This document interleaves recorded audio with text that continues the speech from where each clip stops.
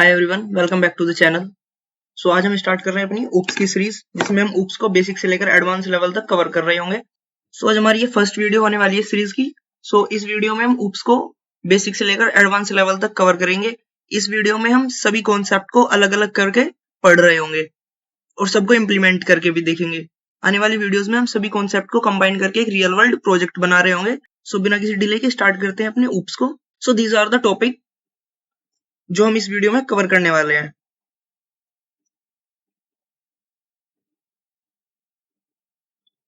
सो कुछ टॉपिक हम इस वीडियो में कवर करेंगे।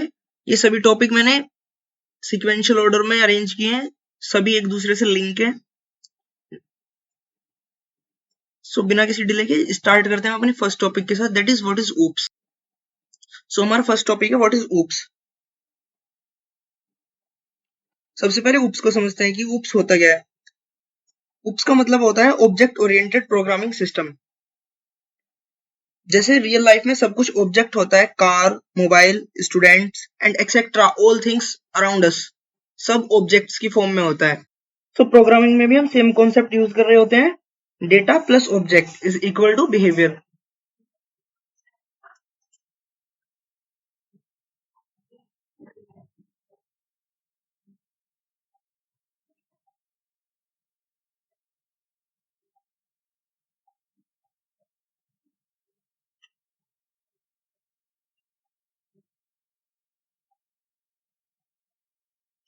सो अगर जो हम इसे लिखें,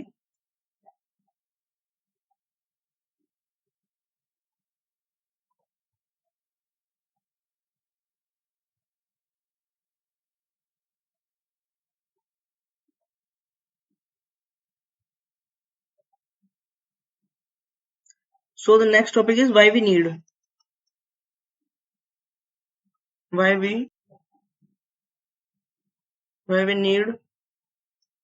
oops. सो oops हमें हेल्प करता है कोड को ऑब्जेक्ट की फॉर्म में ऑर्गेनाइज करने में। अगर जो हम इसे लिखें, इट हेल्प्स अस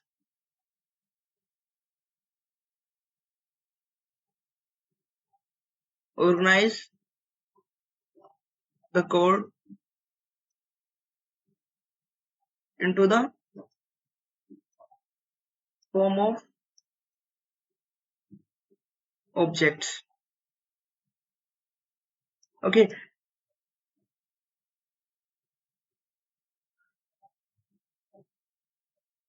और हम उन ऑब्जेक्ट्स को रीयूज भी कर सकते हैं।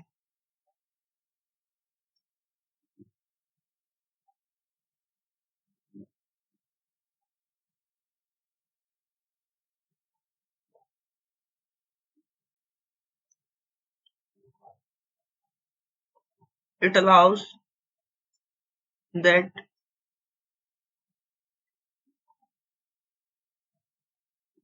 we can implement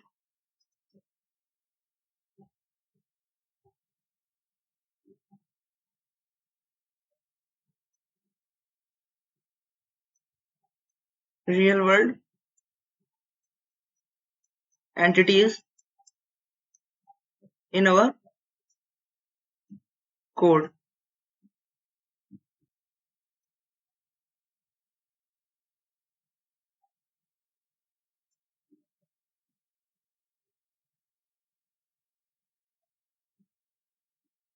Oops allow data hiding and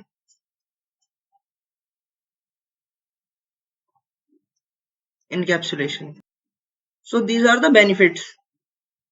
अगर जो हम oops यूज करते हैं अपने कोड के अंदर, तो हम अपने कोड को ऑब्जेक्ट की फॉर्म में ऑर्गेनाइज कर सकते हैं। And the second thing is, object को हम रीयूज कर सकते हैं। जो oops का यूज करते हुए हम रियल वर्ल्ड एंटिटीज को भी इंप्लीमेंट कर सकते हैं अपने कोड के अंदर। एंड oops हमें अलाउ करता है डेटा हाइडिंग एंड इनकैप्सुलेशन। अब बात करते हैं अपने नेक्स्ट कॉन्सेप्ट की, that is class and object. Third topic is class and objects. Class क्या होती है?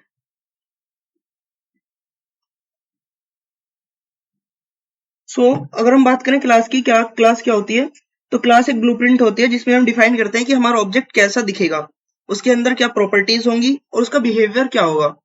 सो अगर जो हमें ऑब्जेक्ट बनाना है तो उससे पहले हमें उसकी क्लास बनानी पड़ेगी।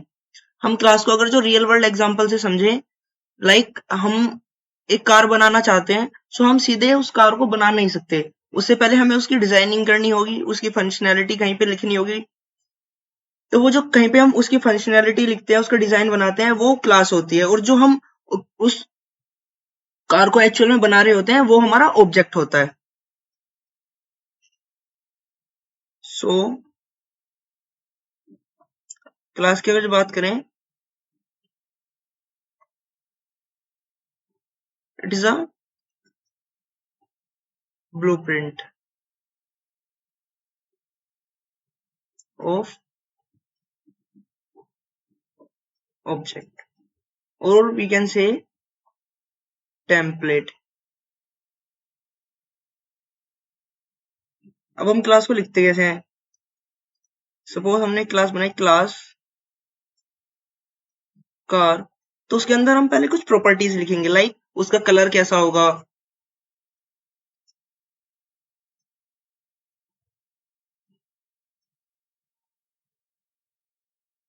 उसका मॉडल क्या होगा,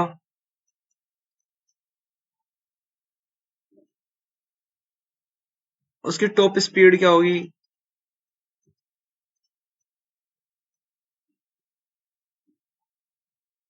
and these are the properties.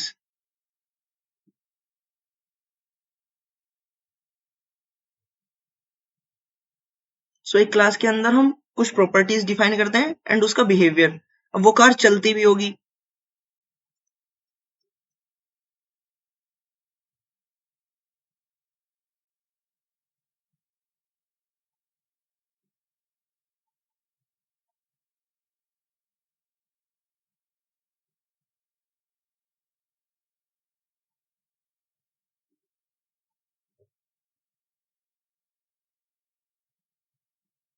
तो ये हमारा बिहेवियर हो गया।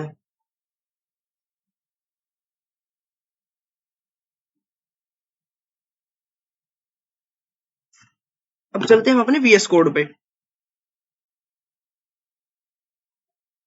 तो सबसे पहले हम अपनी एक कार नाम की क्लास बनाते हैं, क्लास कार। उसके अंदर हम क्या करेंगे,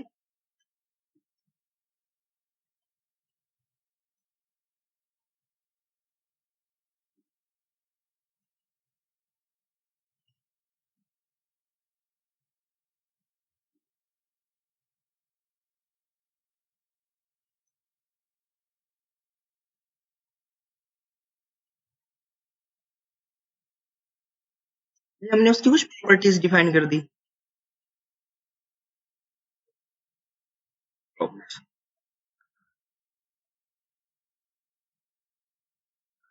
अब हम उसका बिहेवियर डिफाइन करेंगे।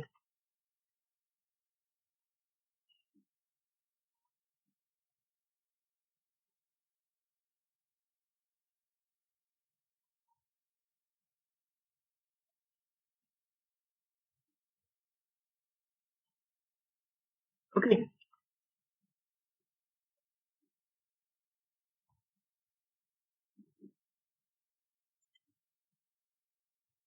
तो ये हमारी क्लास हो गई।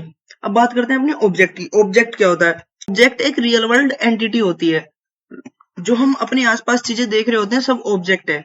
लाइक आपका पेन, आपकी नोटबुक, आपका लैपटॉप, आपका मोबाइल फोन, ये सभी ऑब्जेक्ट है। सो जैसे कि हमने कार नाम की एक क्लास बनाई, सो इसका जो ऑब्जेक्ट होगा वो भी एक कार होगी। ओके,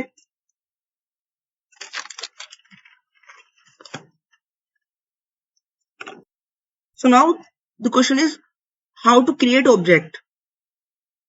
हमें ये तो पता चल गया कि ऑब्जेक्ट क्या होता है। अब हम यहाँ पे देखेंगे कि हम ऑब्जेक्ट को क्रिएट कैसे करते हैं।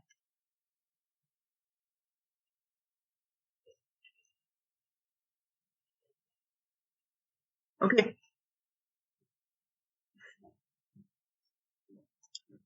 अगर जो मेरे पास कार नाम की क्लास है और मुझे इसका ऑब्जेक्ट बनाना है, तो सबसे पहले हम अपनी क्लास लिखेंगे जिस क्लास का हमें ऑब्जेक्ट बनाना है। हमें कार नाम की क्लास का ऑब्जेक्ट बनाना है। Car C1 equal to new car.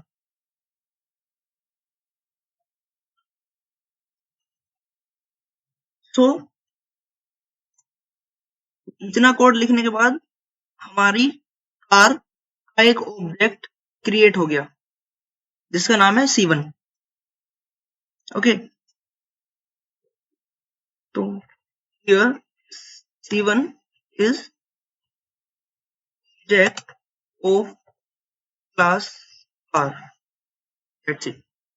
हमने कुछ प्रॉपर्टीज डिफाइन की थी अपनी कार क्लास के अंदर कि उसका कुछ नेम होगा, उसका कलर होगा एंड उसकी टॉप स्पीड होगी। सो हम अपनी मेन फंक्शन के अंदर उन सभी प्रॉपर्टीज को देंगे अपने ऑब्जेक्ट को। सो हमारा जो ऑब्जेक्ट है C1 dot name equal to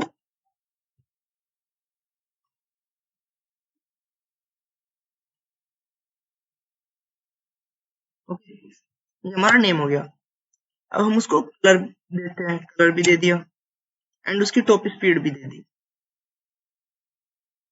अब इतना काम करने के बाद हमने उसका एक बिहेवियर भी डिफाइन किया था कि हमारी कार ड्राइव होती है।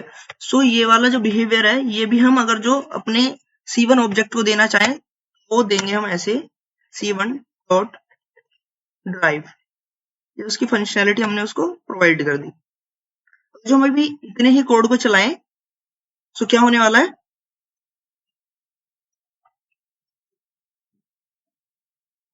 सी हमने जो अपना मेथड बनाया था वो यहाँ पे चल गया, यानी कि उसकी जो फंक्शनैलिटी, उसका जो बिहेवियर था उस क्लास का वो हमने इस C1 ऑब्जेक्ट को दे दिया एंड उसने वो अडोप्ट भी कर लिया। The car is driving. Now अगर जो हमें इसका डेटा प्रिंट कराना हो तो हम कैसे कराएंगे? सो कराएंगे C1 dot name plus string C1 dot colour plus C1 dot speed. That's it. और अब हम इसको प्रिंट करा देंगे। सी ये सबसे पहले हमने कॉल किया था ड्राइव फंक्शन, उसकी फंक्शनैलिटी, तो ये यहां से आ गया the car is driving. Now C1 dot name, what was the name? Maruti. So name हमारा यहाँ आ गया एंड देन उसका कलर आ गया एंड देन उसकी टॉप स्पीड आ गई। So this is how we create class and its object. So हमने यहाँ पे पहले एक क्लास बनाई, फिर उसका यहाँ पे एक ऑब्जेक्ट बनाया, देन उस ऑब्जेक्ट को प्रॉपर्टीज असाइन की, उसका बिहेवियर उसको प्रोवाइड किया, देन हमने उसकी प्रॉपर्टीज को प्रिंट कराया। सो this is the concept of class and object. Now move forward.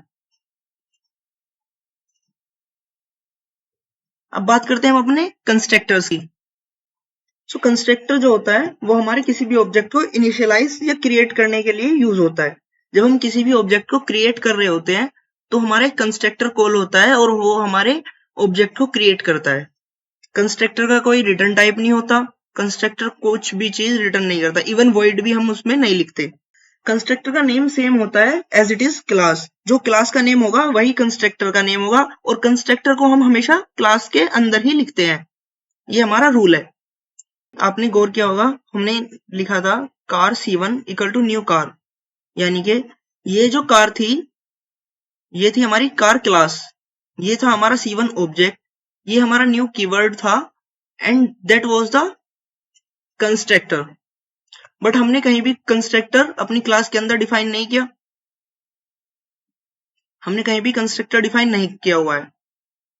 सो जब हम कोई भी कंस्ट्रक्टर अपनी क्लास के अंदर डिफाइन नहीं करते वो होता है डिफॉल्ट कंस्ट्रक्टर। डिफॉल्ट कंस्ट्रक्टर को हम कभी भी डिफाइन नहीं करते, वो ऑटोमेटिकली कॉल होता है चाहे हम क्रिएट करें या ना करें। अब बात करते हैं हम अपने कंस्ट्रक्टर के टाइप की, types of constructor.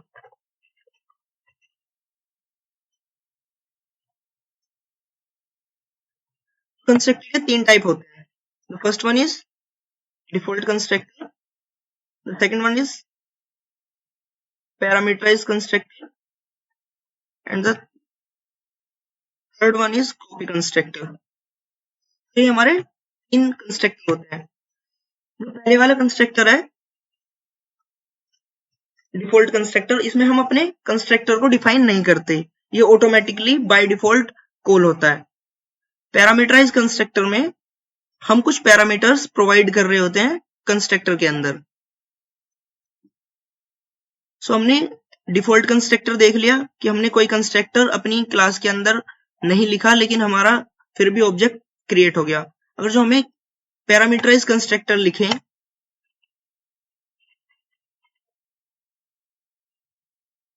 Parameterize constructor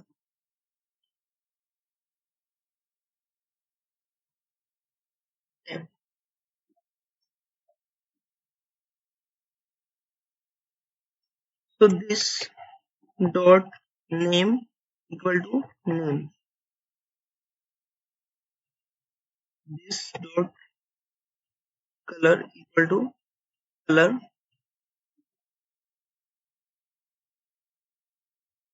and this dot top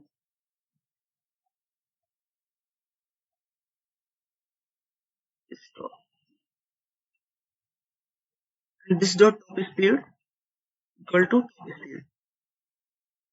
name की स्पेलिंग गलत हो गई.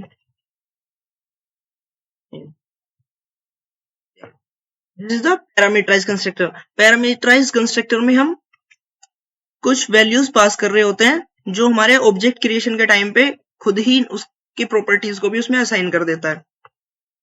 अब नाउ हमने ये हमारा डिफॉल्ट कंस्ट्रक्टर था, उस टाइम के लिए इसको कमेंट आउट करते हैं. पैरामीटराइज कंस्ट्रक्टर यहां से स्टार्ट करते हैं. सो हम पैरामीटराइज कंस्ट्रक्टर के थ्रू अपने ऑब्जेक्ट को क्रिएट करते हैं. So car C2 equal to new car. Now this is the default. अभी ये डिफॉल्ट कंस्ट्रक्टर है. अगर जो हम इसके अंदर पैरामीटर्स पास कर दें तो ये पैरामीटराइज कंस्ट्रक्टर हो जाएगा. सो हमने सबसे पहले क्या लिया हुआ था उसमें, name, then colour, then speed. So अगर जो हम इसमें नेम दें BMW, उसका कलर दे दिया हमने ब्लैक,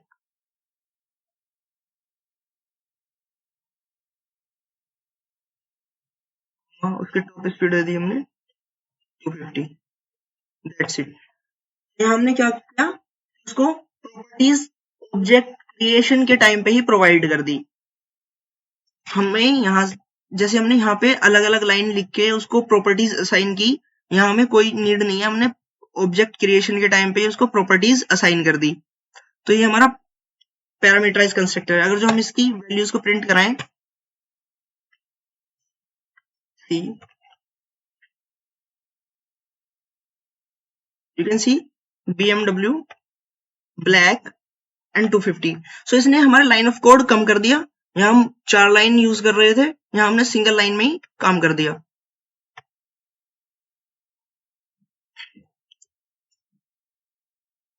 अब बात करते हैं कॉपी कंस्ट्रक्टर की. कॉपी कंस्ट्रक्टर क्या कर रहा होता है कि हमारा जो पहले वाला ऑब्जेक्ट है उसी का ही रेफरेंस लेके नया ऑब्जेक्ट क्रिएट कर देता है. सपोज दैट हमारा एक ऑब्जेक्ट है C2, हमको सेम ऑब्जेक्ट बनाना है, तो हम क्या करेंगे, एक कॉपी कंस्ट्रक्टर डिफाइन करेंगे.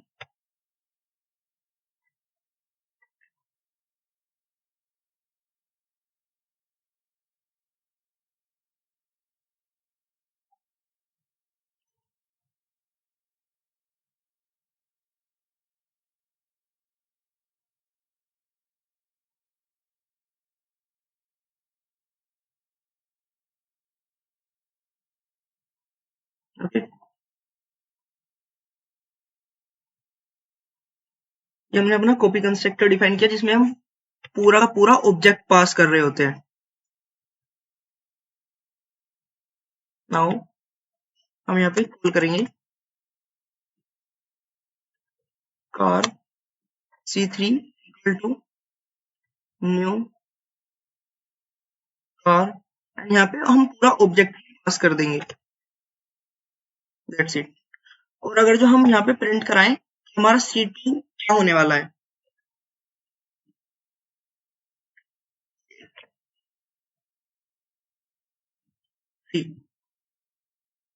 it is same as the C2.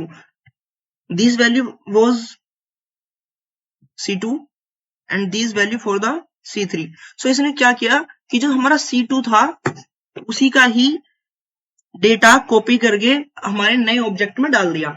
तो ये होता है हमारा कॉपी कंस्ट्रक्टर। कॉपी कंस्ट्रक्टर में नया ऑब्जेक्ट क्रिएट तो होगा, लेकिन जो ऑब्जेक्ट हम उसमें एज अ पैरामीटर पास करेंगे उसी की वैल्यूज को वो नए वाले ऑब्जेक्ट में भी पास कर देगा और उसकी वैल्यूज वही होगी जिस ऑब्जेक्ट का रेफरेंस उसने लिया होगा। अब बात करते हैं कंस्ट्रक्टर ओवरलोडिंग की। पहले समझते हैं कि कंस्ट्रक्टर ओवरलोडिंग होता क्या है। कंस्ट्रक्टर ओवरलोडिंग में कंस्ट्रक्टर का नेम सेम होगा लेकिन उसके जो पैरामीटर्स होंगे वो डिफरेंट होंगे। देखते हैं कैसे। सपोज दैट हमने कंस्ट्रक्टर बनाया कार नाम का, यहां से हमने इसको बता दिया name equal to none. Okay, ये एक हमारा कंस्ट्रक्टर हो गया। एक और कंस्ट्रक्टर बनाते हैं, स्ट्रिंग नेम, एंड एक और कंस्ट्रक्टर बनाते हैं।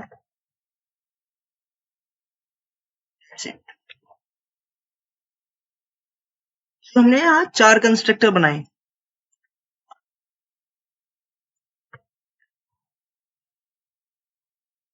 तो हमने यहाँ 4 कंस्ट्रक्टर बनाए अपने।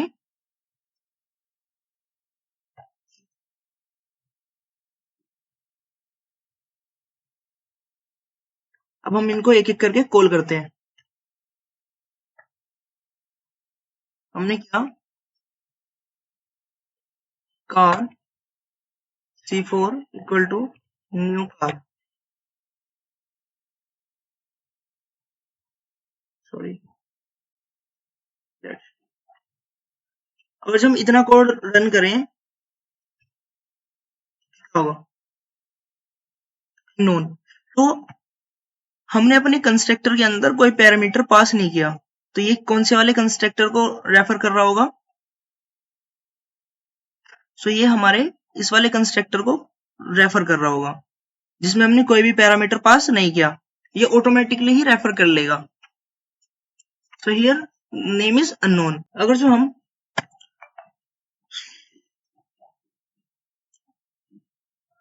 एक और ऑब्जेक्ट बनाए कार का C5 equal to new car, and इसमें सिर्फ अपना नेम प्रोवाइड करें।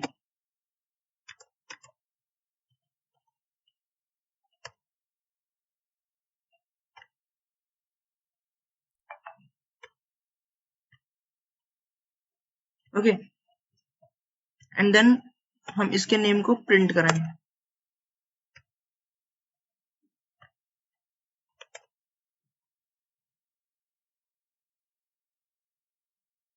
सो जब हमने फर्स्ट वाला किया एंड उसको प्रिंट किया तो पहले वाला कंस्ट्रक्टर चला, लेकिन जब हमने उसको नेम दिया एंड उस ऑब्जेक्ट को वापस से प्रिंट किया सो उसने एक और कंस्ट्रक्टर चलाया।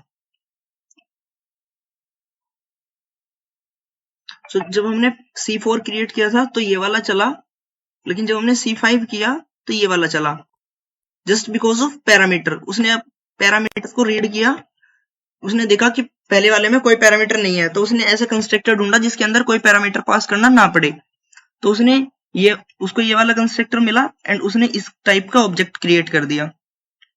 फिर हमने उसमें नेम प्रोवाइड किया, तो उसने देखा कि ऐसा कौन सा कंस्ट्रक्टर है जिसके अंदर हमें ओनली नेम की नीड पड़ रही है, तो उसको ये वाला कंस्ट्रक्टर मिला और उसने इस कंस्ट्रक्टर के अकॉर्डिंग ऑब्जेक्ट क्रिएट कर दिया। बाकी बचे हुए 2 को आप खुद से ट्राई करना एंड कमेंट सेक्शन में बताना कि कैसा रहा। सो अब बात करते हैं दिस कीवर्ड की। दिस कीवर्ड, ये वाला। सो आपने बहुत बार से देखा कि हम बार बार यूज कर रहे हैं दिस। सो इस दिस का मतलब क्या होता है? यहाँ भी हमने दिस यूज किया, यहाँ भी यूज किया। सो दिस का मतलब क्या होता है ये समझते हैं। सो दिस कीवर्ड का यूज हम करंट ऑब्जेक्ट को रेफर करने के लिए करते हैं।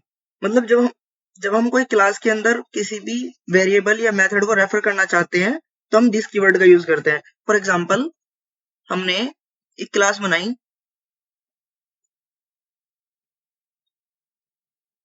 क्लास कार, और हमने स्ट्रिंग नेम नाम का एक वेरिएबल बनाया, और हमने कंस्ट्रक्टर भी बनाया।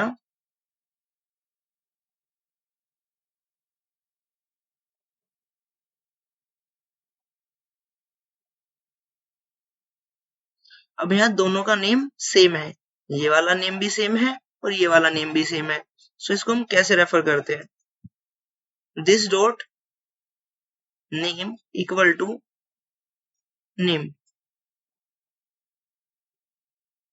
सो यहाँ एक्चुअल में हो क्या रहा होता है, ये वाला जो दिस है ये रेफर कर रहा होता है इस वाले नेम को, एंड ये वाला नेम यहाँ रेफर हो रहा होता है। सो दिस कीवर्ड का मतलब होता है कि हम जहां कहीं भी हैं वहां के करंट ऑब्जेक्ट को या करंट वेरिएबल को या करंट मेथड को हम रेफर कर दें। सो अभी हम इस क्लास के अंदर हैं, कार क्लास के अंदर, और दिस डॉट नेम यानी कि उसका जो करंट वेरिएबल है, यानी कि उसका करंट वेरिएबल ये है, ये तो पैरामीटराइज है, पैरामीटर है। सो उसका जो करंट वेरिएबल है वो ये वाला है, इसको रेफर कर रहेगा ये दिस कीवर्ड। अगर जो हमें मेथड रेफर करना होता तो यहाँ हम मेथड का यूज कर रहे होते हैं, दिस डॉट एंड मेथड का नेम। सो ये होता है दिस कीवर्ड, और उसको हमने बहुत बार अपने कोड में यूज भी किया है, लाइक दिस डॉट नेम। तो ये जो दिस डॉट नेम है, ये दिस डॉट नेम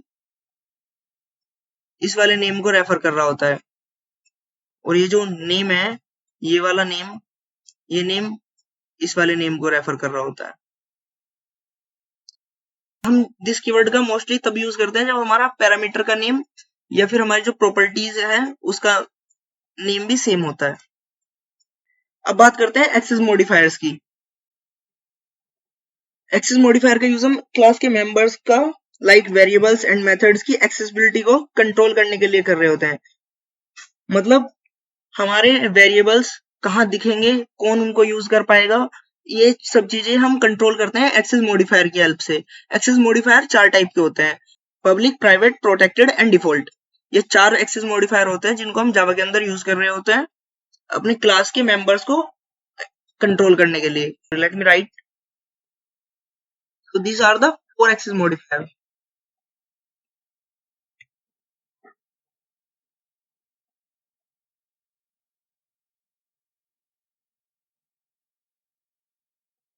अगर जो हम इनकी एक्सेसिबिलिटी को डिफाइन करें,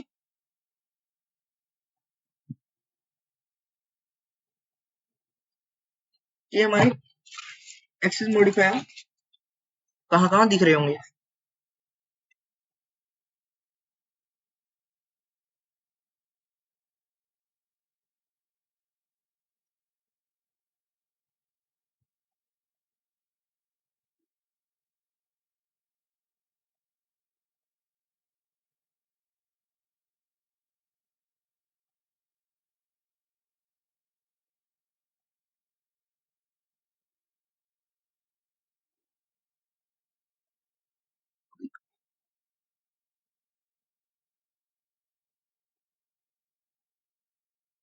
प्राइवेट, प्रोटेक्टेड।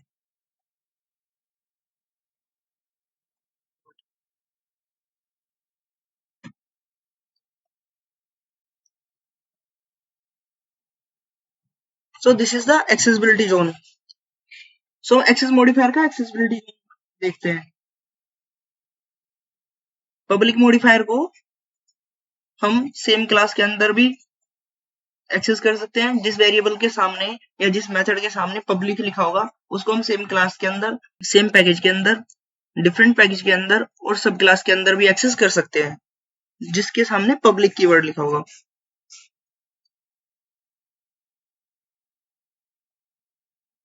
जहां प्रोटेक्टेड लिखा होगा उसको हम सेम क्लास के अंदर यूज कर सकते हैं, सेम पैकेज के अंदर यूज कर सकते हैं, बट डिफरेंट पैकेज के अंदर हम प्रोटेक्टेड वेरिएबल्स को या प्रोटेक्टेड मेथड को यूज नहीं कर सकते।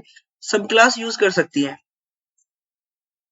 और जब हम डिफॉल्ट की बात करें तो डिफॉल्ट हमारा सेम क्लास के अंदर एक्सेसिबल है, सेम पैकेज के अंदर एक्सेसिबल है, लेकिन डिफरेंट पैकेज के अंदर एक्सेसिबल नहीं है और ना ही सब क्लास के अंदर एक्सेसिबल है। प्राइवेट सेम क्लास के अंदर ही एक्सेसिबल है, ना तो हम उसको पैकेज क्लास के बाहर यूज कर सकते हैं कि पैकेज के अंदर यूज कर लें, ना डिफरेंट पैकेज के अंदर और ना ही सब क्लासेस के अंदर यूज कर सकते हैं। तो ये एक्सेस मॉडिफायर्स का एक्सेसिबिलिटी जोन है। इसको आप याद कर सकते हैं इस टेबल के थ्रू कि हम कौन से एक्सेस मॉडिफायर को कहां एक्सेस कर सकते हैं।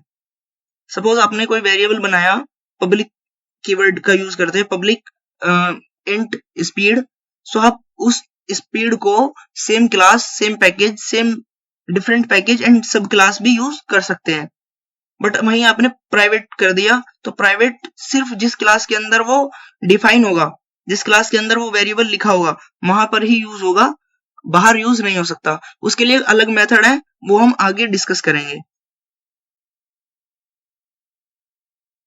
अभी हमने एक्सेस मॉडिफायर्स को वर्बली पढ़ा है, अभी हम उसकी एक प्रैक्टिस करके देखते हैं।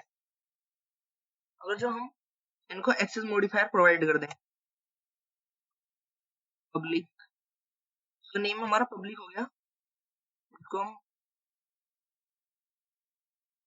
प्राइवेट बना देते हैं, इसको प्रोटेक्टेड, यहाँ हमने कुछ भी नहीं लिखा यानी कि डिफॉल्ट है। सो अगर जो हम एक ऑब्जेक्ट बनाएं कार का, car C1 equal to new car, हमारा कंस्ट्रक्टर कॉल हुआ एंड हमारा बन गया C1 dot name equal to body, C1 dot colour equal to red,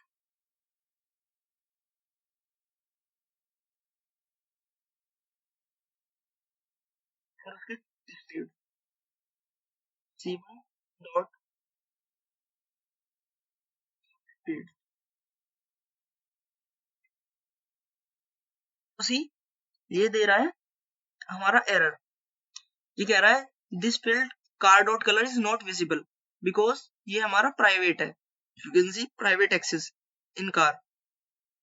सो अगर जो हम इसकी प्रॉपर्टीज को प्रिंट करें,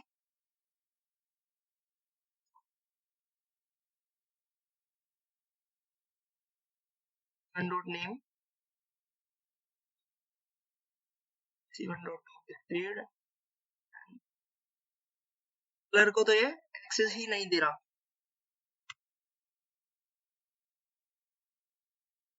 कंट्रोल N। तो अगर हम इसको रन करें,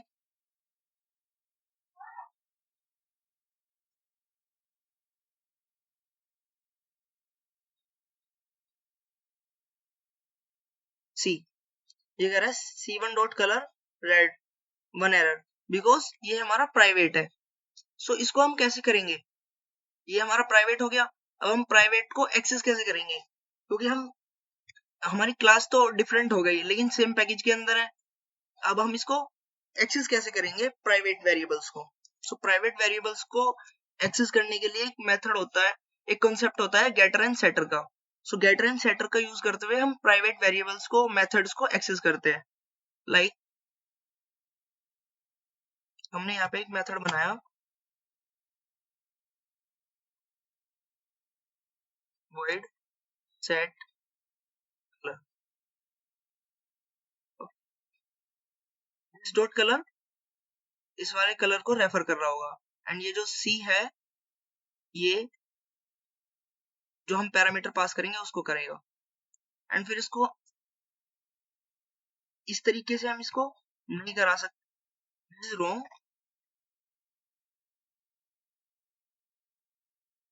this is wrong because private right method is C1 के अंदर सेट कलर कराएंगे, सेट कलर रेड, और फिर हम इसको प्रिंट कराएंगे।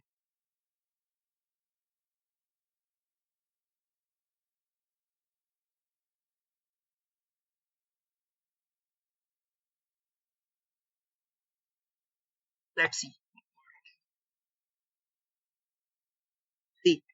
It is saying C1 dot colour, ये भी एक्सेस नहीं है, colour has private access in the car, तो यानी कि ये प्राइवेट है हमारी कार के अंदर। सो हम इसको, हमने सेट तो करा दिया, लेकिन हम इसको एक्सेस कैसे कर सकते हैं? तो ये तो हमारा हो गया सेटर, सेटर। तो हम करते हैं गेटर। गेटर होता है हमारा किसी भी प्राइवेट चीज को एक्सेस करने के लिए।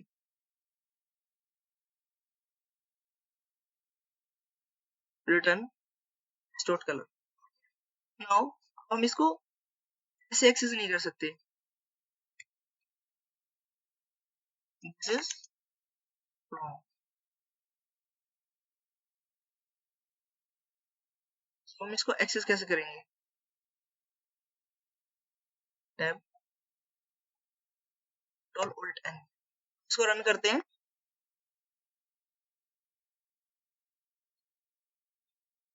नाउ यू कैन सी, हमने पहले नाम प्रिंट करा इसका, इसका नेम प्रिंट किया, देन इसका टॉप स्पीड प्रिंट की, देन इसका कलर गेट किया। So this is a colour.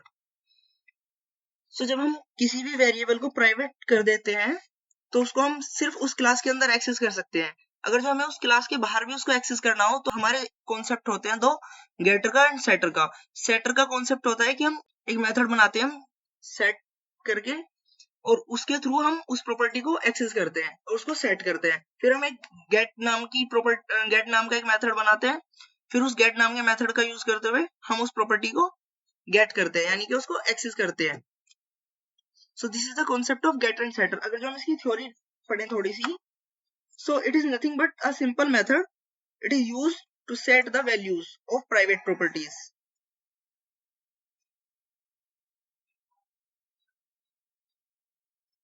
तो setter is nothing, setter is a simple method जो कि यूज होता है हमारे प्राइवेट वेरिएबल्स को, प्राइवेट वेरिएबल्स की प्रॉपर्टीज को असाइन करने के लिए। And getter, it is also a function to access the private properties because we can't access the directly. So this is the concept of getter and setter. Constructor चेनिंग क्या होती है उसको हम पहले सीधा कोड करके समझते हैं। Constructor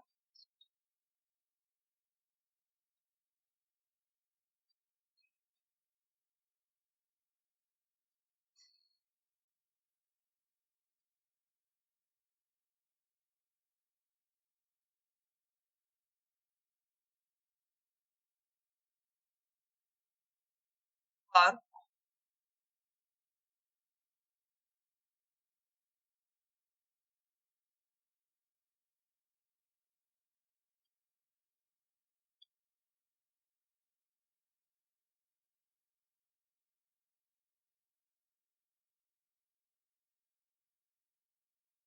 is the default constructor. अब अगर जो हम कंस्ट्रक्टर बनाए कार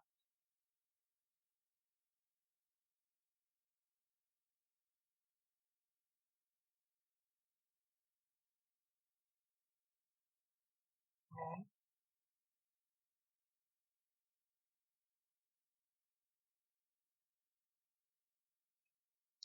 कॉमा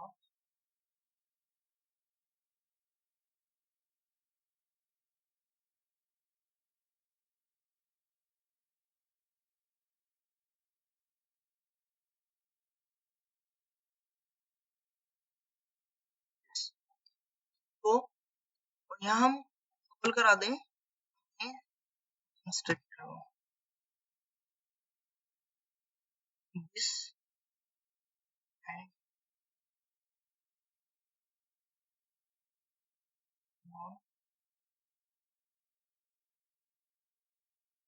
कॉमा,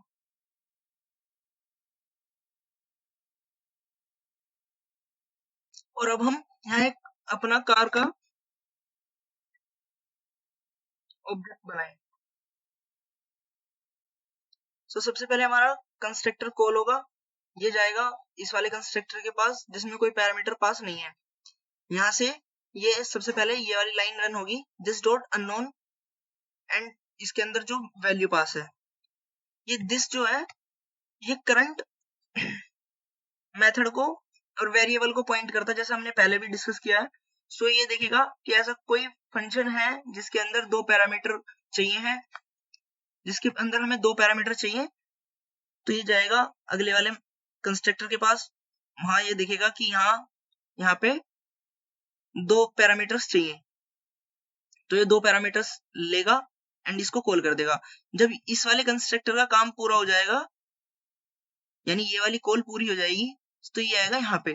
तो अकॉर्डिंग टू दिस कोड, तो सबसे पहले हमारी ये वाली लाइन चल रही होगी एंड आफ्टर दैट ये वाली, जबकि कॉल सबसे पहले ये वाला कंस्ट्रक्टर होगा और उसके बाद ये वाला कंस्ट्रक्टर कॉल होगा। तो एक बार हम इसको रन करें अगर जो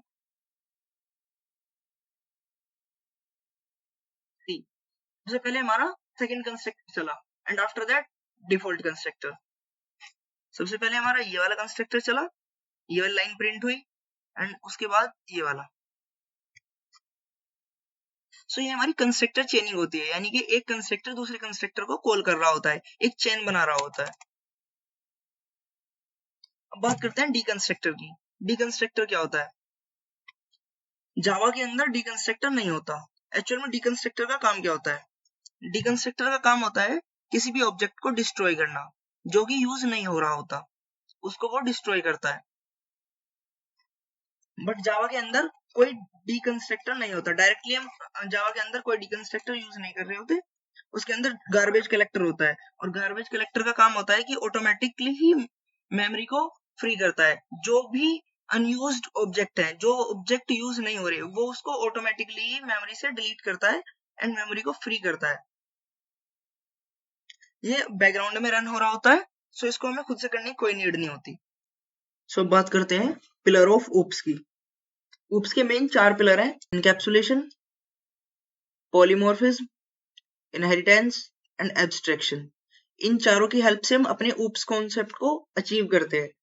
तो सबसे पहले बात करते हैं इनकैप्सुलेशन की। इनकैप्सुलेशन क्या होता है?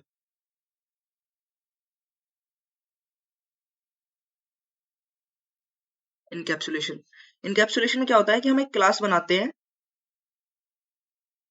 और उस क्लास के अंदर अपने डेटा और मेथड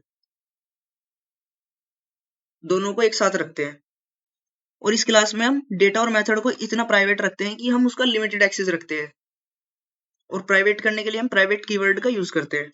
ये हमारी क्लास है और इसके अंदर हमारा डेटा भी है और मेथड भी। हमारा डेटा भी प्राइवेट हो सकता है और हमारा मेथड भी, दोनों प्राइवेट हो सकते हैं।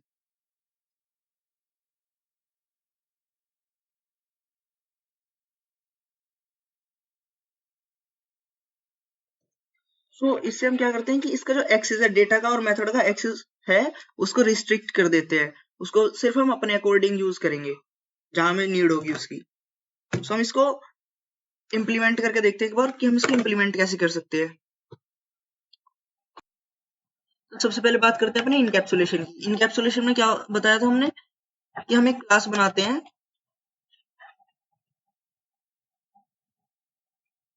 क्लास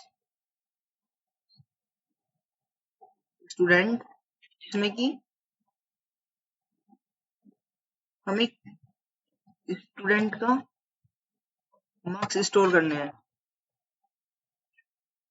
ओके, ये कर दिया हमने प्राइवेट, यानी कि इस क्लास के बाहर इसको कोई एक्सेस नहीं कर सकता। तो इस क्लास के अंदर एक्सेस करने के लिए हम क्या करेंगे, इसके लिए मेथड लिखेंगे, यानी कि अपने गेटर सेटर मेथड।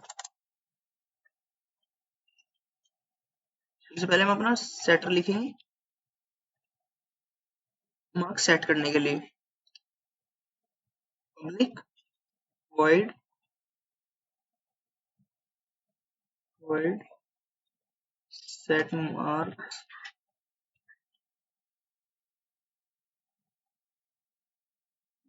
स्ट्रिंग टाइप नहीं होगा,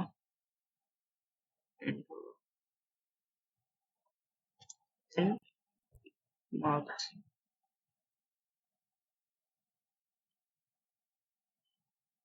that's it. And this dot marks is equal to marks. Now अब हमने मार्क्स को गेट करेंगे,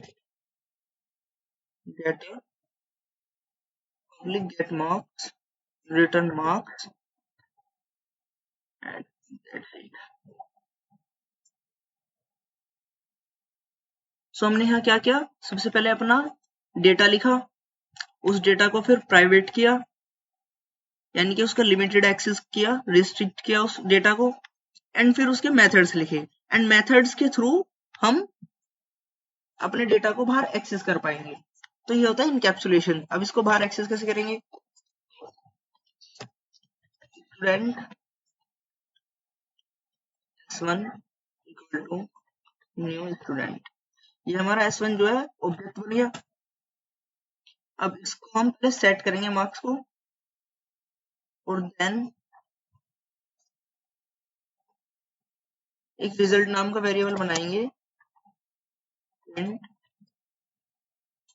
result equal to s1 dot get marks. इस रिजल्ट में हमारे मार्क्स आ जाएंगे, एंड देन हम इसको प्रिंट करा देंगे। अगर जो हम इसको रन करें, एक सेकंड, स्टूडेंट का नेम छोटा,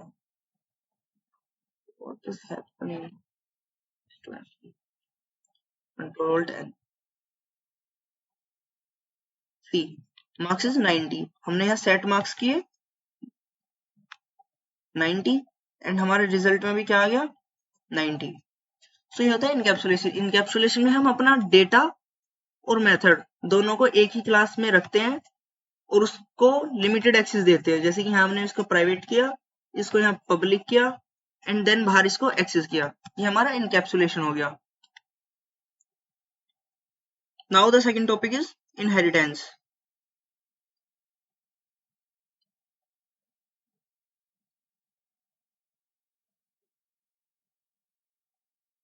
इनहेरिटेंस, अब इनहेरिटेंस क्या होता है? सो इनहेरिटेंस क्या करता है? इनहेरिटेंस हमें एक फैसिलिटी प्रोवाइड करता है कि हम एक क्लास अब दूसरी क्लास की भी प्रॉपर्टीज को एक्वायर कर सकती है या यूज कर सकती है। सपोज हमारी एक क्लास है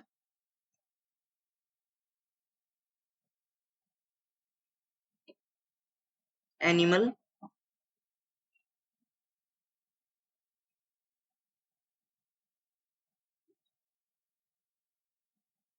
और एक क्लास है हमारी डॉग। सो ये जो डॉग क्लास है, ये एनिमल के अंदर जो प्रॉपर्टीज लिखी होंगी वो सारी प्रॉपर्टीज ये डॉग क्लास भी एक्वायर कर सकती है through extend keyword, extends keyword.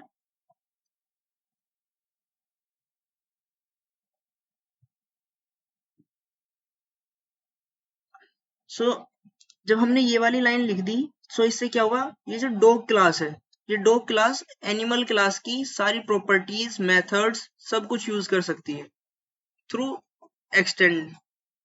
So this is the inheritance. So inheritance में क्या होता है कि एक क्लास दूसरी क्लास की प्रॉपर्टीज और मेथड को यूज कर सकती है। सो इससे क्या होगा कि हमारा जो लाइन ऑफ कोड होगा वो रिड्यूस हो जाएगा, एंड हमारे कोड की रीयूजेबिलिटी बढ़ जाएगी। सो हम इसको उप्स के अंदर कैसे इंप्लीमेंट करते हैं इनहेरिटेंस? हमने क्या काम किया, सबसे पहले क्लास बनाई, क्लास एनिमल, ठीक है। उसके अंदर हमने एक मेथड लिखा void eat। हमने एक और क्लास बनाई void, हमने एक और क्लास बनाई dog। अब dog क्लास जो बनाई है हमने, वो सिर्फ अभी हो सकता है। अब हम चाहते हैं कि डॉग खाए भी, डॉग खा भी तो सकता है। अब हमारे पास दो मेथड है कि या तो हम अपना ईट फंक्शन, ये वाला जो ईट फंक्शन है, इसको इस क्लास के अंदर भी लिख दें, या फिर हम इस क्लास के अंदर जो कुछ भी लिखा हुआ है वो इस क्लास में भी यूज कर लें। तो उसको हम कैसे अचीव करेंगे? एक्सटेंड कीवर्ड का यूज करते हुए, यानी कि एक्सटेंड्स एनिमल।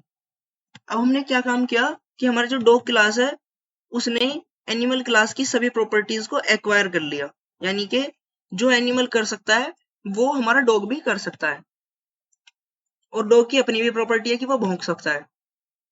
सो अगर जो हम अपना एक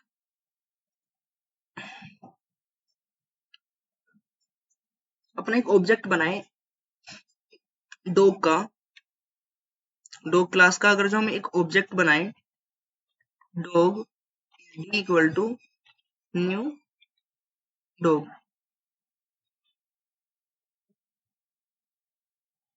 ये बन गया हमारा object.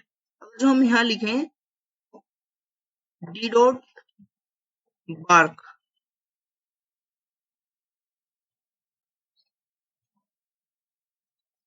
Yes it is saying barking, यानी कि ये तो सही चल गया। और अगर जो हम लिखें डी डॉट ईट,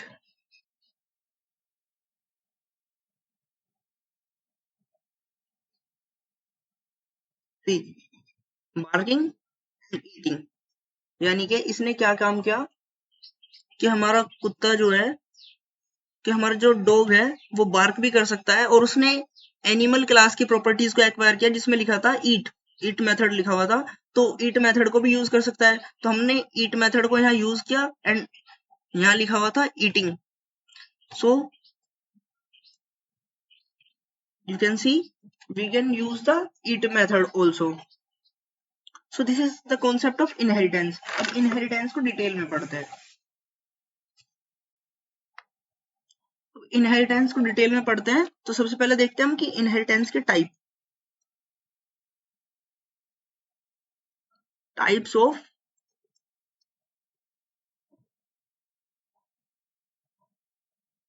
इनहेरिटेंस। ओके, सबसे पहला टाइप है single inheritance.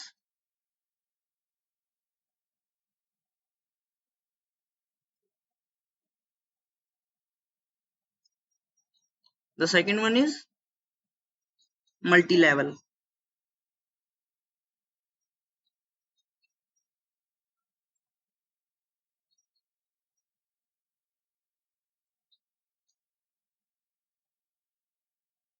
The third one is hierarchical.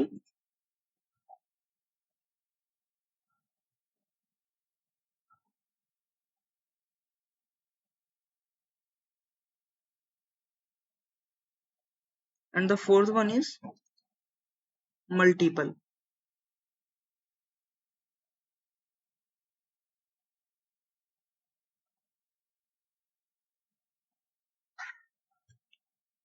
So inheritance के चार टाइप हैं। सो सिंगल इनहेरिटेंस में क्या होता है? सिंगल इनहेरिटेंस में क्या होता है कि हमने क्लास बनाई ए और उस क्लास को क्लास बी ने एक्सटेंड कर लिया, extends A C. So this is the single inheritance. Single inheritance में क्या है कि एक क्लास को, यानी क्लास ए को क्लास बी ने एक्सटेंड कर लिया, यानी कि एक क्लास को दूसरी क्लास ने यूज कर लिया। सो this is the single inheritance. अब बात करते हैं मल्टी लेवल इनहेरिटेंस की। मल्टी लेवल इनहेरिटेंस में चेनिंग सिस्टम बन जाता है, यानी कि अगर जो हम बात करें मल्टी लेवल इनहेरिटेंस की तो उसमें क्या होगा कि एक क्लास है ए, उस क्लास को क्लास बी ने इनहेरिट कर लिया, class B extends class A. Now एक और क्लास है class C, class C extends class B. तो यहाँ क्या हुआ, क्लास बी ने क्लास ए को एक्सटेंड किया, फिर क्लास सी ने क्लास बी को एक्सटेंड किया, तो यहाँ क्या हुआ, एक चेनिंग बन गई, ए से बी, बी से सी, यानी कि ए की प्रॉपर्टी बी यूज कर सकता है एंड बी के अंदर जो प्रॉपर्टी आई ए प्लस बी की, ये जो प्रॉपर्टी आई, ये सारी प्रॉपर्टीज यूज कर सकता है सी। तो ये क्या हुआ, हमारा एक चेन बनती चली गई। बी केवल अपनी और ए की यूज कर सकता है, सी अपनी प्लस ए प्लस बी की भी यूज कर सकता है सारी प्रॉपर्टीज को। तो ये होता है हमारा मल्टी लेवल, एक लेवल बन गया, यानी कि ए उसके नीचे बी, बी के नीचे सी। तो ये होता है हमारा मल्टी लेवल इनहेरिटेंस। देन बात करते हैं अपने हायरार्कियल इनहेरिटेंस की। हायरार्कियल इनहेरिटेंस क्या होता है? हायरार्कियल इनहेरिटेंस में होगा कि हमारी जो क्लास ए है, फिर हमारी क्लास बी है, उसने एक्सटेंड कर लिया हमारी क्लास ए को।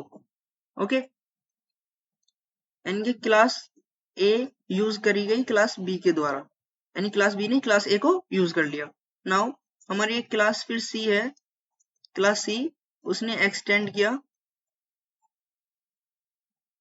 एक्सटेंड्स क्लास ए, यानी कि एक ही क्लास को दो क्लास ने एक्सटेंड कर लिया, यानी कि एक ही प्रॉपर्टी को बी भी यूज कर सकता है और एक ही प्रॉपर्टी को सी भी यूज कर सकता है। ये यहां भी यूज हो सकती है और यही यहां चली जाएगी। पहले वाले में क्या हो रहा था कि हमारी बी को सी यूज कर रहा था, यहाँ ए को ही सी यूज करेगा। तो ये होता है हमारा हायरार्कियल इनहेरिटेंस। अब बात करते हैं मल्टीपल इनहेरिटेंस की। मल्टीपल इनहेरिटेंस में क्या होता है? मल्टीपल इनहेरिटेंस कि हमारी क्लास है ए, एक क्लास है बी और एक क्लास है सी। अब क्लास सी चाहती है कि वो एक्सटेंड कर ले ए को और बी को, दोनों को। सो जावा में ऐसा इम्प्लीमेंटेशन जो है पॉसिबल नहीं है कि हम क्लास ए और क्लास बी को डायरेक्ट एक्सटेंड कर लें, यहाँ पे ऐसा पॉसिबल है ही नहीं। तो इस ऐसा क्यों पॉसिबल नहीं है? जब हमारी क्लास ए है और एक क्लास बी है, इसके अंदर एक मेथड लिखा है x नाम का मेथड और एक मेथड इसके अंदर लिखा है सेम x नाम का method.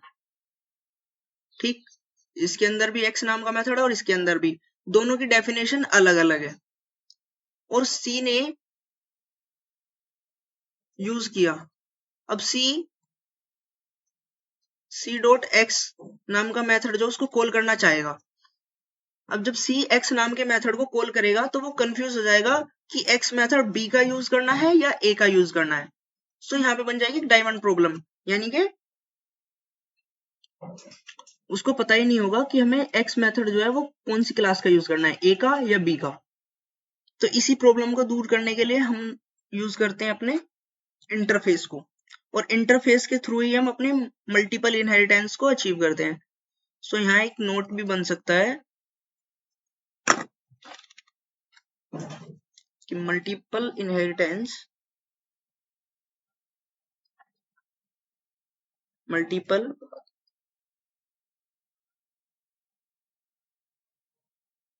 Inheritance can be achieved by interface। Okay, अब हम इन सब चीजों की, जितना भी हमने अभी इनहेरिटेंस के बारे में पढ़ा, इन सबको पहले हम इम्प्लीमेंट करके देखते हैं। सो अभी तक जो हमने पढ़ा था वो था सिंगल इनहेरिटेंस, कि हमने एक क्लास बनाई एनिमल नाम की, देन उसको एक्सटेंड करा लिया डॉग से एंड देन उसको प्रिंट करा लिया। तो ये एग्जांपल जो था ये था हमारा सिंगल इनहेरिटेंस का। अब बात करते हैं मल्टी लेवल इनहेरिटेंस की। सो मल्टी लेवल इनहेरिटेंस में हमने पढ़ा था कि हमारी एक क्लास होगी, एनिमल हो गया, डॉग, एंड डॉग ने एनिमल को एक्सटेंड करा लिया। अब हमारी एक तीसरी क्लास होगी जो हमारे डॉग को इनहेरिट करा रही होगी।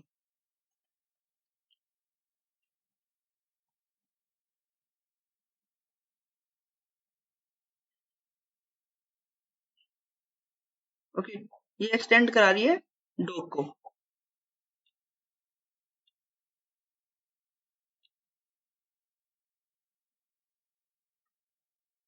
सो यहाँ क्या हुआ, हमारी एक चेन बन गई कि हमारी एनिमल क्लास हमारी डॉग क्लास ने इनहेरिट करी, देन डॉग क्लास को इनहेरिट किया पपी क्लास ने। नाउ अगर जो हम अपना एक पपी क्लास का ऑब्जेक्ट बनाए, you puppy P equal to new puppy, now और पी डॉट ईच को कॉल कराएं, यानी कि पेरेंट के भी पेरेंट को, यानी ग्रैंड पेरेंट के मेथड को हम कॉल करा रहे हैं। यहाँ पे क्या होगा, see the method is called, यानी कि सबसे पहले हमने अपना पप्पी क्लास का ऑब्जेक्ट बनाया, फिर पप्पी क्लास का ऑब्जेक्ट हमारी डॉग क्लास के पास गया होगा, एंड डॉग क्लास में चेक किया कि ईट मेथड है, नहीं तो उसने देखा कि उसने भी क्लास को इनहेरिट किया हुआ है, सो वो उसकी भी पेरेंट क्लास के पास गया, उसके पास जाके उसने चेक किया क्या ईट नाम का मेथड है, यस, सो ईट नाम का मेथड है तो वो कॉल हो गया। सो this is the multi level inheritance. अब बात करते हैं हम अपनी हायरार्कियल इनहेरिटेंस की। हायरार्कियल इनहेरिटेंस में हमें कुछ नहीं करना, सिर्फ यहां से डॉग को हटा के एनिमल लगा देना है। ओके, और अगर जो हम यहाँ एक बार इसको क्लियर करते हैं, कॉल करें यस, क्योंकि हमने ना पपी में एनिमल को कॉल एक्सटेंड किया हुआ है, और डॉग ने भी एनिमल को एक्सटेंड किया हुआ है, लेकिन पपी ने डॉग को एक्सटेंड नहीं किया। अगर जो हम यहाँ पे पी डॉट बार्क लिखें, क्या होगा, ये कह रहा है method bark is undefined for the type puppy, यानी कि पप्पी के लिए ये अनडिफाइन है, यानी कि पप्पी को पता ही नहीं है कि बार्क क्या है, क्योंकि ना तो पप्पी ने डॉग क्लास को एक्सटेंड किया है, और ना ही जिस क्लास को पप्पी ने एक्सटेंड किया है उसने भी डॉग को एक्सटेंड नहीं किया हुआ। यानी कि ये होता है हायरार्कियल इनहेरिटेंस। हायरार्कियल में क्या होगा कि एक ही क्लास को मल्टीपल क्लास इनहेरिट कर रही होंगी। अब बात करते हैं मल्टीपल इनहेरिटेंस की। सो हमने बात की थी कि मल्टीपल इनहेरिटेंस को हम अचीव कर सकते हैं by the using of interface. Interface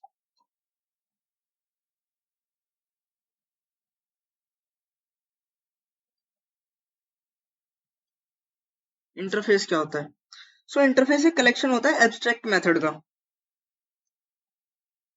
means we declare the method inside interface but not define them, यानी कि हम एक इंटरफेस बनाते तो हैं, उसके अंदर हम अपने मेथड को डिक्लेयर भी करते हैं, लेकिन उसकी डेफिनेशन हम इंटरफेस के अंदर नहीं लिखते। उसकी डेफिनेशन वहां लिखी जाती है जहां हम उस मेथड को इम्प्लीमेंट करते हैं। सो एक बार इसको इम्प्लीमेंट करके देखते हैं VS कोड में।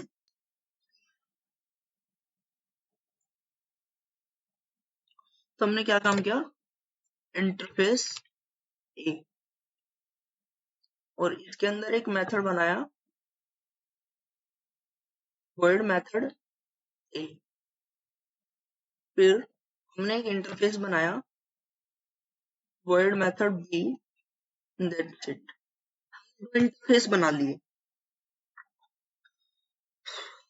अब हम इन दो इंटरफेस को, अब एक इस इंटरफेस के अंदर हम एक प्रॉपर्टी लिखते हैं int x equal to 10,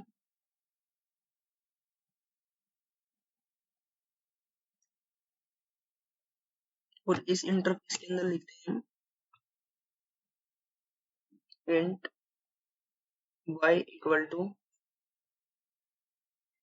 202। Okay, ये हमने दो इंटरफेस बना लिए। अब हम चाहते हैं कि इन दो इंटरफेस को एक साथ एक क्लास इनहेरिट करे, यानी कि क्लास सी इंप्लीमेंट ए कॉमा बी। जब हम इंप्लीमेंट्स लिखते हैं तो वो समझ जाता है कि हम इंटरफेस को यूज कर रहे हैं।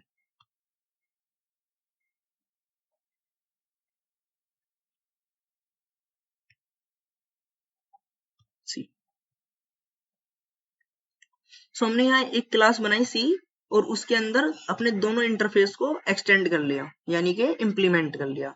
एक्सटेंड हम इनहेरिटेंस में लिखते हैं, जब नॉर्मल इनहेरिटेंस यूज कर रहे होते हैं तब एक्सटेंड लिखते हैं, और जब हम इंटरफेस यूज करते हैं तो उसको इनहेरिट करने के लिए लिखते हैं हम इंप्लीमेंट्स। अब हम क्या करेंगे कि हम सी का एक ऑब्जेक्ट बनाएंगे और उसके अंदर क्या किया कि हमने यहाँ सिर्फ मेथड को डिफाइन किया है, सॉरी यहाँ हमने मेथड को डिक्लेयर किया है और उसकी डेफिनेशन हमने जहां हम इसको यूज कर रहे हैं वहां लिख दी उसकी डेफिनेशन। अब हम बनाए C1 equal to new C। अब हम C1 डॉट मेथड ए और मेथड बी दोनों लिख दिए।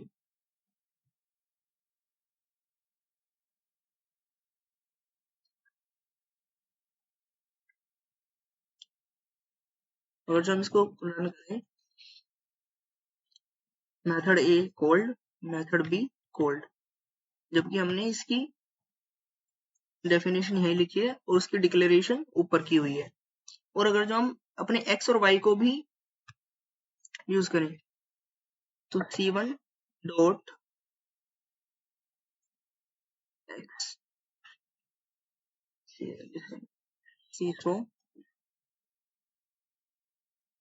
C1 डॉट x प्लस थोड़ा space plus C1 dot y, यानी कि हम अपने इनको भी एक्सेस कर रहे हैं। कंट्रोल 10, सो 10 and 202 हमने अपनी एक्सेस कर ली। अब हमारे यहाँ क्या था कि हमारे मेथड का नेम डिफरेंट था, यहाँ मेथड ए था, यहाँ मेथड बी था। अगर जो यहाँ भी हम मेथड ए कर दें, ओके, यहाँ इसको हटा दें, क्या हो, यहाँ हमने इसकी डेफिनेशन भी लिख दी।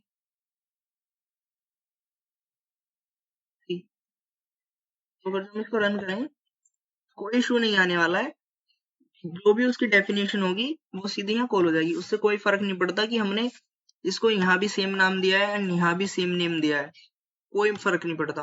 The third topic is polymorphism. तो अब बात करते हैं पॉलीमॉर्फिज्म की। पॉलीमॉर्फिज्म क्या होता है? सो पॉलीमॉर्फिज्म दो टर्म से मिलकर बना है, पोली एंड मॉर्फिज्म। पोली का मतलब होता है मैनी और मॉर्फिज्म का मतलब होता है फॉर्म्स, यानी कि मैनी फॉर्म्स। इसमें क्या होता है कि एक मेथड होगा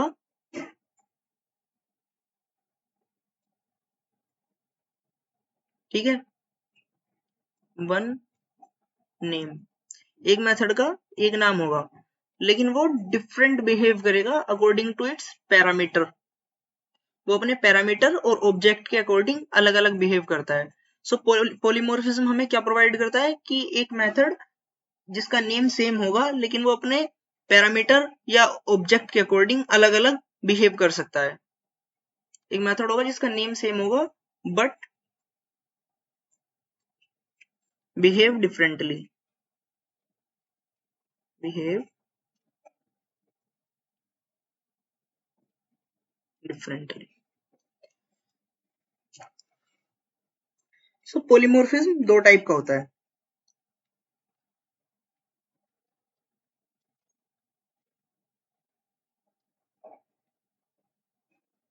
types of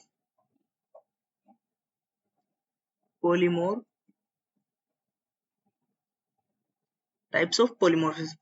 So पहला टाइप है इसमें compile time polymorphism.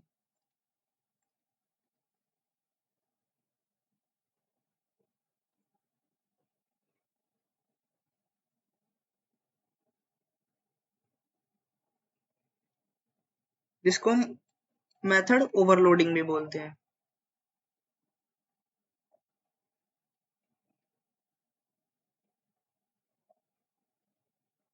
And the second type is runtime polymorphism. Runtime polymorphism, जिसको मेथड ओवरराइडिंग बोलते हैं. Method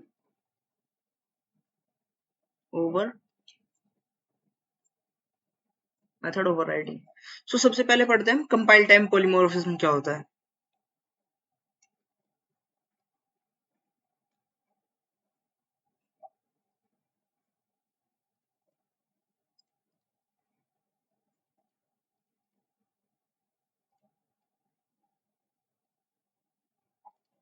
so compile time polymorphism क्या होता है.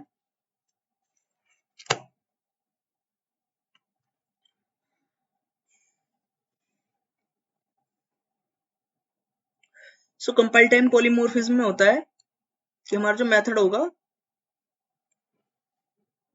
वो एक या एक से ज्यादा जगह डिफाइन हो सकता है, तो उसका नेम होगा सेम नेम, बट जहां भी वो यूज हो रहा होगा, जहां भी वो डिफाइन हो रहा होगा, वहां उसके पैरामीटर्स अलग होंगे. Differ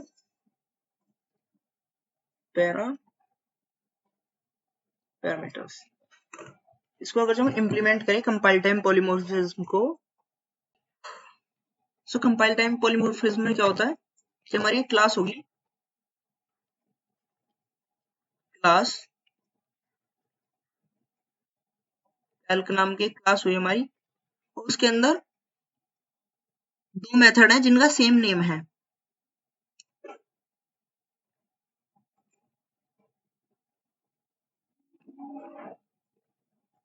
okay, and public int and int a comma int b comma int c.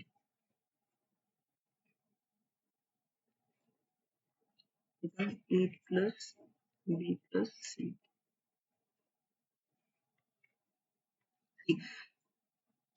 तो हमारी एक क्लास है कैल्क नाम की, जिसमें हमारा एक ऐड फंक्शन है और दो ऐड फंक्शन है जिनके पैरामीटर्स अलग हैं बट नेम सेम है. सो हम क्या करेंगे, कैल्क नाम की क्लास का एक ऑब्जेक्ट बनाएंगे, उस ऑब्जेक्ट के थ्रू हम इन दोनों मेथड्स को एक्सेस करेंगे. तो सबसे पहले हमने एक क्लास बनाई कैल्क नाम की, फिर यहाँ पे उसका ऑब्जेक्ट बनाया सी, न्यू सी कैल्क, यानी कि हमने एक ऑब्जेक्ट बना लिया सी. अब हमने क्या काम किया, हमने ऐड फंक्शन को कॉल किया. नाउ तो जब हम इसको रन करें 15 and 13, सो हमारा मेथड का नेम तो सेम है दोनों में, बट हमारे पैरामीटर्स डिफरेंट है. यहाँ दो पैरामीटर है, यहाँ हमने तीन पैरामीटर्स पास किए. सो जब हमारे मेथड का नेम सेम होता है और हम डिफरेंट पैरामीटर्स यूज कर रहे होते हैं, सो उसको बोलते हैं मेथड ओवरलोडिंग. यानी कि उसमें मेथड का नेम तो सेम है लेकिन उसके पैरामीटर्स डिफरेंट है, उसका रिजल्ट डिफरेंट आएगा, इनपुट डिफरेंट है बट नेम सेम है, तो ये होता है हमारा मेथड ओवरलोडिंग। अब बात करते हैं मेथड ओवरराइडिंग की। मेथड ओवरराइडिंग में क्या होता है,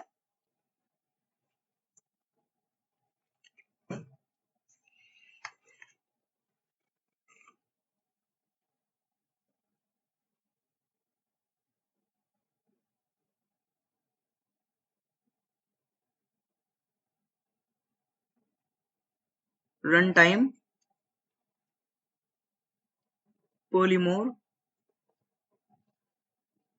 पॉलीमॉर्फिज्म। तो रन टाइम पॉलीमॉर्फिज्म में क्या होता है कि हमारा जो मेथड है सेम मेथड रहेगा, same method,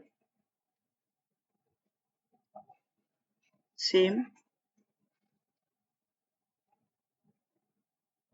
parameters but used in parent and child class, but used in parent and child class। Means parent class में भी हमने उसको डिफाइन कर दिया और चाइल्ड क्लास में भी डिफाइन कर दिया। जब हम चाइल्ड क्लास में उसको डिफाइन करेंगे तो पेरेंट क्लास वाला ओवरराइड हो जाएगा।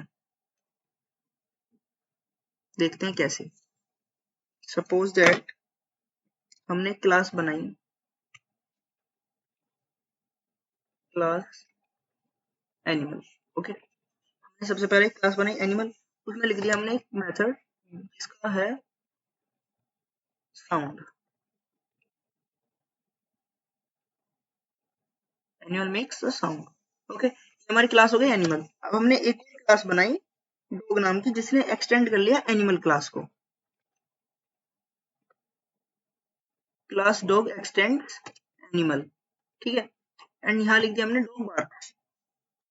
हम क्या काम करेंगे कि हम एनिमल का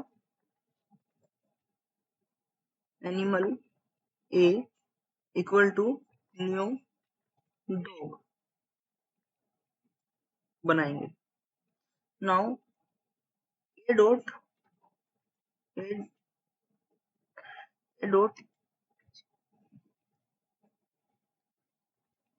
साउंड लिखा,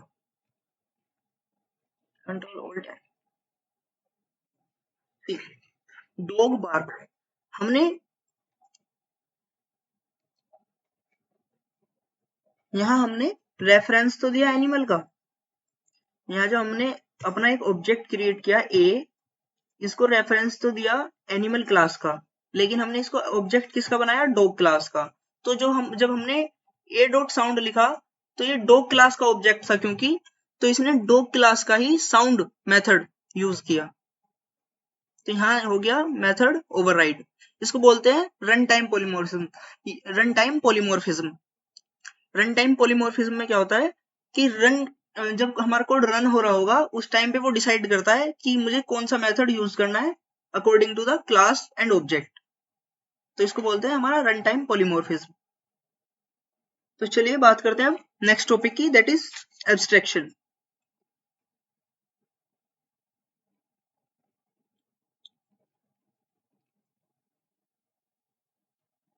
एब्स्ट्रैक्शन क्या होता है, एब्स्ट्रैक्शन में हम जो इम्प्लीमेंटेशन है उसको हाइड कर देते हैं एंड ओनली जो फीचर्स हैं वही हम यूजर को शो करते हैं। लाइक एब्स्ट्रैक्शन में हम क्या करते हैं कि हम यूजर को दिखाते हैं कि क्या हो रहा है, what is happening, not how it is happening, कि वो कैसे हो रहा है हम ये नहीं दिखाते, हम उसकी इम्प्लीमेंटेशन यूजर को नहीं दिखाते, हम उसकी सिर्फ फंक्शनैलिटी दिखाते हैं कि ये फंक्शन है और ये रन हो रहा है। लाइक हमने कैलकुलेटर बनाया, सो हम यूजर को दिखाएंगे कि आप 1 + 2 कीजिए वो 3 देगा, हम ये नहीं उसको दिखाते कि वो कैसे काउंट कर रहा होगा, कैसे उसका सम कर रहा होगा, कौन से मेथड चल रहे होंगे। सो हम उसकी इम्प्लीमेंटेशन को हाइड करते हैं और उसके जो इंपॉर्टेंट फीचर्स हैं बस वही हम यूजर को शो करते हैं, तो ये होता है हमारा एब्स्ट्रैक्शन। अब एब्स्ट्रैक्शन को हम यूज कैसे करते हैं, एब्स्ट्रैक्शन को हम इंप्लीमेंट करते हैं जावा के अंदर एब्स्ट्रैक्ट क्लास के थ्रू और इंटरफेस के थ्रू। एब्स्ट्रैक्ट क्लास हमें पार्शियल एब्स्ट्रैक्शन प्रोवाइड करती है और इंटरफेस हमें कंप्लीट एब्स्ट्रैक्शन प्रोवाइड करता है। अब समझते हैं कैसे। वन मोर थिंग, हम एब्स्ट्रैक्शन क्लास का कभी भी ऑब्जेक्ट नहीं बना सकते। सो अब देखते हैं हम एब्स्ट्रैक्शन को कैसे इंप्लीमेंट करते हैं जावा के अंदर। सो सबसे पहले हम अपनी एब्स्ट्रैक्ट क्लास बनाएंगे।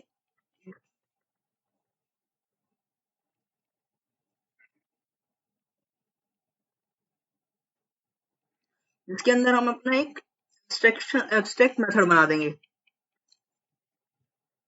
Abstract word sound. ओके, उसके बाद हम क्या करेंगे, मेथड बनाएंगे नाम का।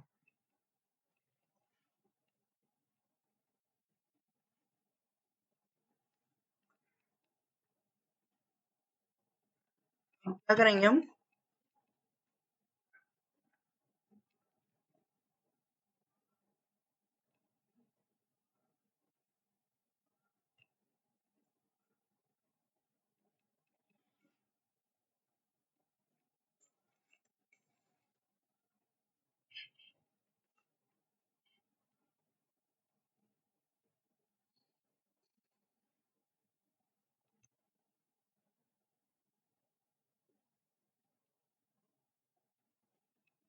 अब क्या करेंगे, अब हम dog D equal to new dog object बनाया डॉग क्लास का। हम लिखेंगे इसमें डी डॉट साउंड।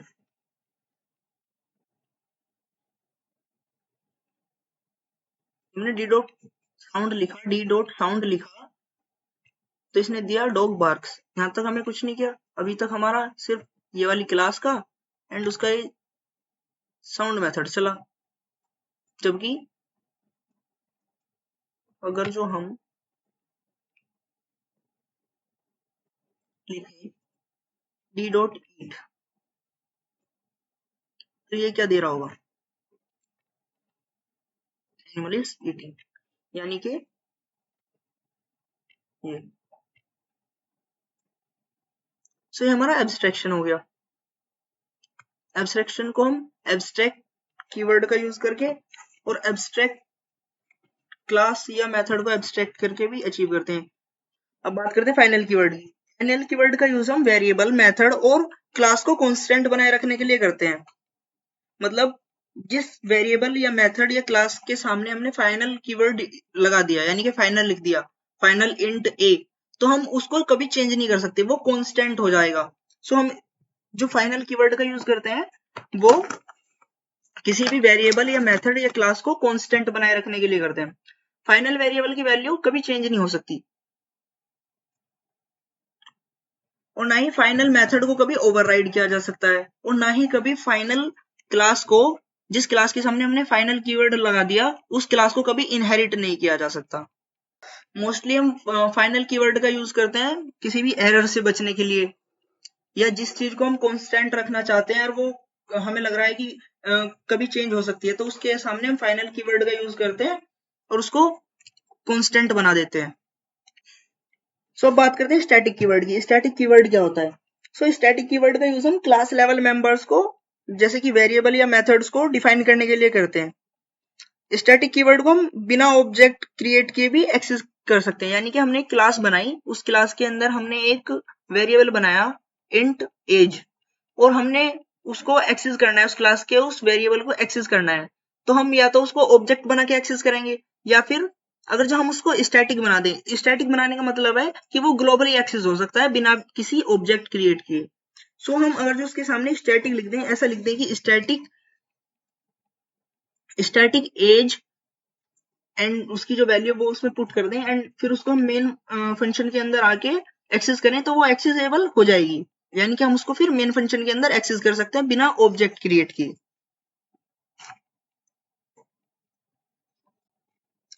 सो आज की वीडियो में बस इतना ही, मिलते हैं नेक्स्ट वीडियो में। Till then keep learning.